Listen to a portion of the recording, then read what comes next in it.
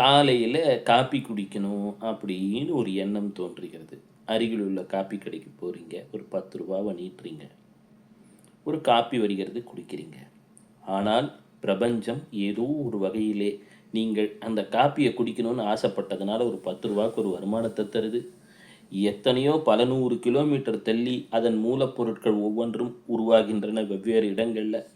ஒரு பக்கம் காப்பி கொட்டை, ஒரு பக்கம் சர்க்கரை, மற்றொரு புறம் அது இருக்கக்கூடிய பாத்திரம் எல்லாமே வெவ்வேறு இடத்திலிருந்து அங்கே ஒருங்கிணைந்து தயாரித்து உங்களுக்கு ஒரு காப்பியை வழங்கி விடுகிறது.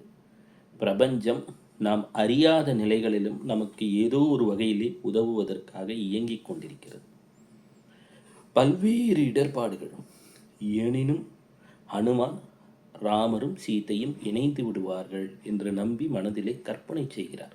அந்த பட்டாபிஷேக காட்சி, ராமர் சீதை இருவரும் இணைந்து விட்டார்கள், இவர் வணங்கி கொண்டிருக்கிறார்னு சொல்லி ராம் ராம்னு சொல்ல துவங்குகிறார். பிரபஞ்சம் வெவ்வேறு வகையிலே இயங்க துவங்குகிறது. அந்த காட்சி நிகழ்வில் நடந்தேறுகிறது.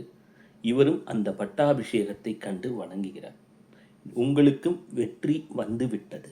நீங்கள் உங்கள் உள்ளத்தில் காட்சிப்படுத்த துவங்குங்கள்.